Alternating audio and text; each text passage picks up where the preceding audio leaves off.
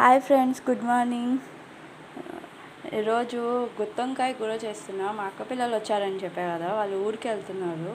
వాళ్ళకి ఇష్టం అని చెప్పి గుత్తొంకాయ చేస్తున్నా. ఫస్ట్ వంకాయలు ఇలా కట్ చేసి పెట్టుకున్నాను.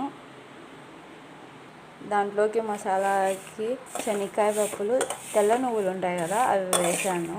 అవి కొంచెం వేయించి పెట్టుకున్నాను మసాలాకి.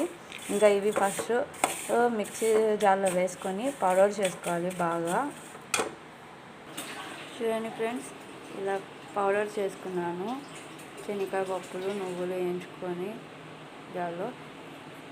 ఇప్పుడు దీంట్లో కొబ్బరి పొడి, ధనియా పొడి, కొంచెం కారము, పసుపు, ఇంకా టమాటాలు, కొంచెం దాల్చిన చెక్క పొడి, ఇవన్నీ వేసి అంతా ఒక మసాలా చేసుకోవాలి.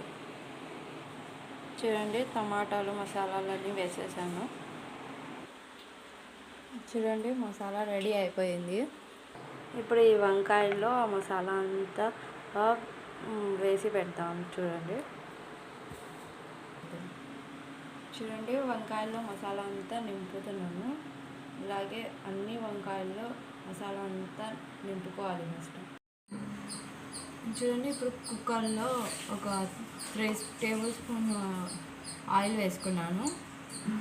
ఈ ఆయిల్ బాగా హీట్ అయ్యాక ఆనియన్స్ వేసుకోవాలి. ఆనియన్స్ కట్ చేసి పెట్టుకొని ఆనియన్స్ వేసుకోవాలి. చూడండి, ఆనియన్స్ కొంచెం కలర్ మారాక కొంచెం అల్లం పేస్ట్, 1 టేబుల్ స్పూన్ అల్లం పేస్ట్ వేసుకుందాం.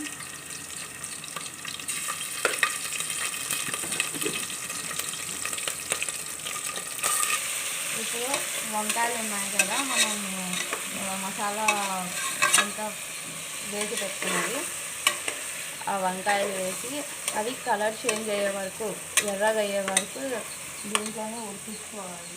స్లో ఫ్లేమ్లో పెట్టుకొని ఇలాగే దీంట్లోనే కరివేపాకు వేసేస్తే కొంచెం స్మెల్కి బాగుంటుంది.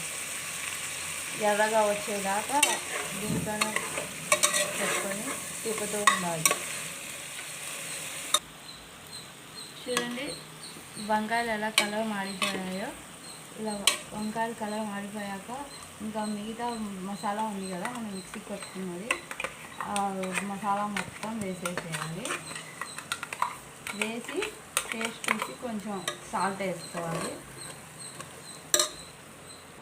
ఇప్పుడు చూడండి ఫ్రెండ్స్, బాగా మసాలా అంతా ఉడికాక, మసాలా స్మెల్ ఏం లేకుండా ఉడికాక ఒక 2 విజిల్స్కి పెట్టుకుంటే వంకాయలు కూడా ఉడికిపోతాయి.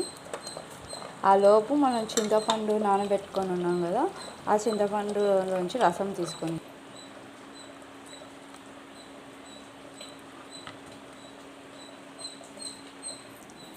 చూడండి, విజిల్కి పెట్టేసా. ఇంకా 2 విజిల్స్ వచ్చాక అది ఆఫ్ చేద్దాం.